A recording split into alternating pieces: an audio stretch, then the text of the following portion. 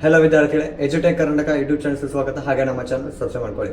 So ವಿದ್ಯಾರ್ಥಿಗಳೇ, ಒಂದು Visvesvaraya technological university ಬೆಳಗಾವಿಯಲ್ಲಿ ಓದುವಂತಹ ಎಲ್ಲ ವಿದ್ಯಾರ್ಥಿಗಳು ಏನಿದೆಲ್ಲ ಅದರಲ್ಲಿ ಕೂಡ 2022 ಸ್ಕೀಮ್ಗೆ ಸಂಬಂಧಿಸಿದಂತೆ ತುಂಬ ಜನ ವಿದ್ಯಾರ್ಥಿಗಳು ಒಂದು ಇಯರ್ ಬ್ಯಾಗ್ ಸಿಸ್ಟಮ್ ಬಗ್ಗೆ ಕೇಳ್ತಿದ್ರು.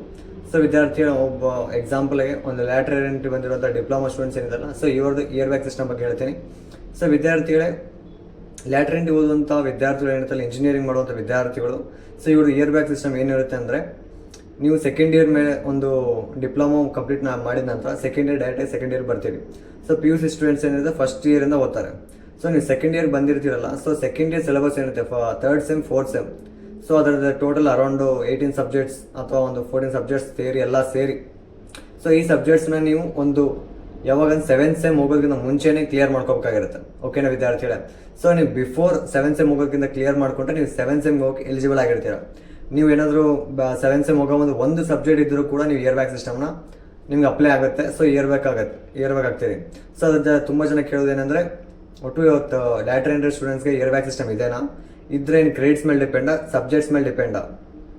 ಸೊ ವಿದ್ಯಾರ್ಥಿಗಳೇ, ನೀವು ಲ್ಯಾಟರಲ್ ಎಂಟ್ರಿ ಆಗಿರ್ತೀರಿ. ಸೊ ಹಾಗೆಯೇ ನೀವೊಂದು ಫಸ್ಟ್ ಇಯರ್ಗೆ ಸಂಬಂಧ ಇರೋದಿಲ್ಲ, ಸೆಕೆಂಡ್ ಇಯರಿಂದ ಬಂದಿರ್ತೀರಲ್ಲ, ಸೊ ಸೆಕೆಂಡ್ ಇಯರಲ್ಲಿ ಮೇಕಪ್ ಎಕ್ಸಾಮ್ ಅಂತ ಕೊಡ್ತಾರೆ. ಸೆಮ್ಮಿಗೆ ಒಂದ್ಸಲ ಇಯರ್ ಬ್ಯಾಗ್ನ ಒಂದು ಬರೆಯೋದು ಇರುತ್ತೆ at a time, regular plus backlog ಬರಿಬೋದು. ಹಾಗೆ ಇಯರ್ಗೆ ಒಂದ್ಸಲ ಒಂದು ಮೇಕಪ್ ಎಕ್ಸಾಮ್ ಅಂತ ಕಂಡಕ್ಟ್ ಮಾಡ್ತಾರೆ. ಸೊ ಹಂಗಾಗಿ ಇಲ್ಲಿ ಕ್ರೆಡಿಟ್ಸ್ ಬರೋಂಗಿಲ್ಲ ವಿದ್ಯಾರ್ಥಿ, ನೀವು ಕಂಪಲ್ಸರಿ ಎಲ್ಲ ಒಂದು ಸಬ್ಜೆಕ್ಟ್ಸ್ನ ಕ್ಲಿಯರ್ ಮಾಡ್ಕೋಬೇಕಾಗಿರುತ್ತೆ. ಓಕೆನಾ?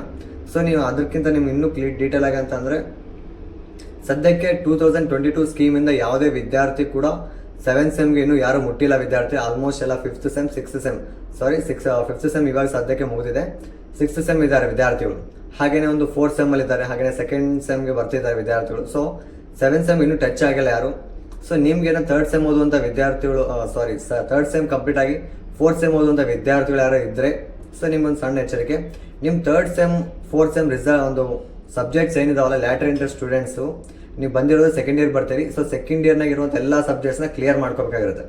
7th ಸೆಮ್ಗೆ ಹೋಗಬೇಕು ಅನ್ನೋ ವಿದ್ಯಾರ್ಥಿಗಳು ಇಂಜಿನಿಯರಿಂಗಲ್ಲಿ compulsory second year third and fourth sem subjects ಎಲ್ಲವೂ ಕ್ಲಿಯರ್ ಆಗಿದ್ದರೆ 7th ಸೆಮ್ಗೆ ಹೋಗ್ಬೋದು.